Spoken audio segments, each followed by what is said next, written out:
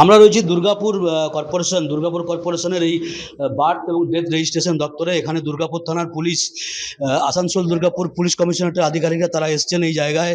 এবং এই যে বার্থ রেজিস্ট্রেশন, গত কয়েক বছরে কত পরিমাণ বার্থ রেজিস্ট্রেশন হয়েছে সেই ব্যাপারে তল্লাশি চালাচ্ছেন এবং এখানে ডেটা কালেকশন করছেন পুরসভার যারা কর্মী রয়েছেন তারা, তাদের কাছ থেকে। এবং দুর্গাপুর থানার পুলিশ আধিকারিক ওসি দুর্গাপুর তিনি এখানে এসছেন। আমি একবার দেখানোর চেষ্টা করব যে পুলিশ এই জায়গায় ডেটা কালেকশন করছেন।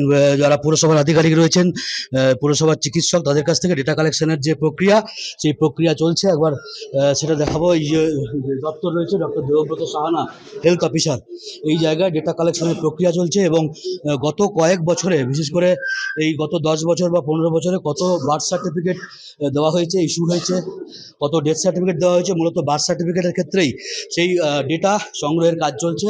দুর্গাপুর থানার পুলিশ এখানে রয়েছেন পুরসভার ভেতরে। আমরা দেখছি সেই চিত্র, সেই প্রক্রিয়া এখানে চলছে। ক্যামেরা বিধানদের সাথে মনোজ বন্দ্যোপাধ্যায়, এবিপি আনন্দ, দুর্গাপুর, পশ্চিম বর্ধমান।